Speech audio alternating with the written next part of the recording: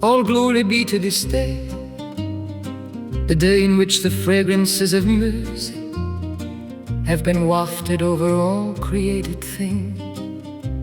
A day so blessed that past ages and centuries can never hope to rival it. A day in which the countenance of the Ancient of Days has turned towards his holy seat.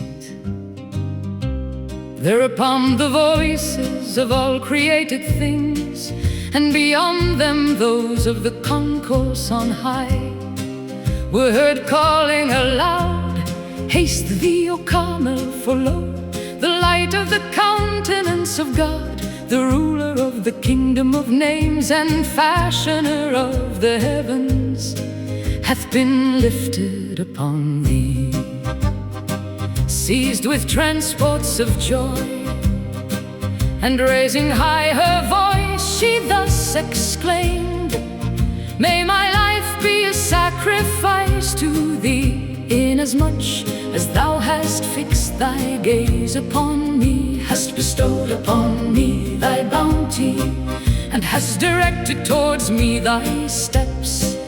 Separation from thee, O thou source of everlasting life, hath well nigh consumed me, and my remoteness from thy presence hath burned away my soul. All praise be to thee for having enabled me to hearken to thy call, for having honored me with thy footsteps, and for having quickened my soul through the vitalizing fragrance of thy day, and the shrilling voice of thy pen, a voice thou didst ordain as thy trumpet call amidst thy people.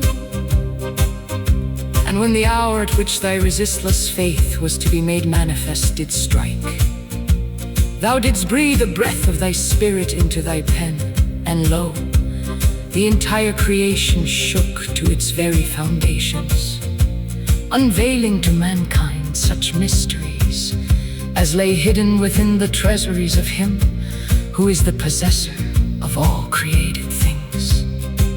No sooner had her voice reached that most exalted spot than we made reply, "Render thanks unto thy Lord, O Carmel."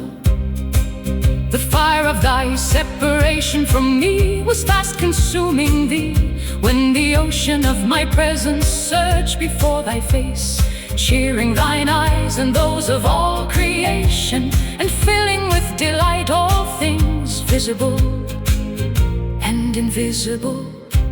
Rejoice, for God hath in this day established upon thee his throne, hath made thee the dawning place of his signs, and the dayspring of the evidences of his revelation. Well is it with him that circleth around thee, that proclaimeth the revelation of thy glory, and recounteth that which the bounty of the Lord thy God hath showered upon thee. Seest thou the chalice of immortality, in the name of thy Lord, the all-glorious, and give thanks unto him, inasmuch as he, in token of his mercy unto thee, hath turned thy sorrow into gladness, and transmuted thy grief into blissful joy. He verily loveth the spot which hath been made the seat of his throne, which his footsteps have trodden, which hath been honored by his presence, from which he raised his call, and upon which he shed his tears. Call out to Zion, O Carmel, and announce the joyful tidings. He that was hidden from mortal eyes is come, his all-conquering sovereignty is manifest, his all-encompassing splendor is revealed. Beware lest thou hesitate or halt. Hasten forth and circumambulate the city of God that hath descended from heaven, the celestial Kaaba, round which have circled in adoration the favored of God, the pure in heart, and the company of the most exalted angels. Oh, how I long to announce unto every spot on the surface of the earth, and to carry to each one of its cities the glad tidings of this revelation, a revelation to which the heart of Sinai hath been attracted, and in whose name the burning bush is calling. Unto God, the Lord of Lords, belong the kingdoms of earth and heaven. Verily, this is the day in which both land and sea rejoice at this announcement, the day for which have been laid up those things which God, through a bounty beyond the ken of mortal mind or heart, hath destined for revelation.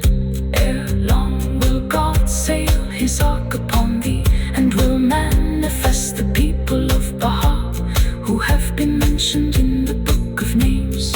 Sanctified be the Lord of all mankind, at the mention of whose name all the atoms of the earth have been made to vibrate, and the tongue of grandeur hath been moved to disclose that which had been wrapped in his knowledge, and laid concealed within the treasury of his might. He verily, through the potency of his name, the mighty, the all-powerful, the Most High, is the ruler of all that is in the heavens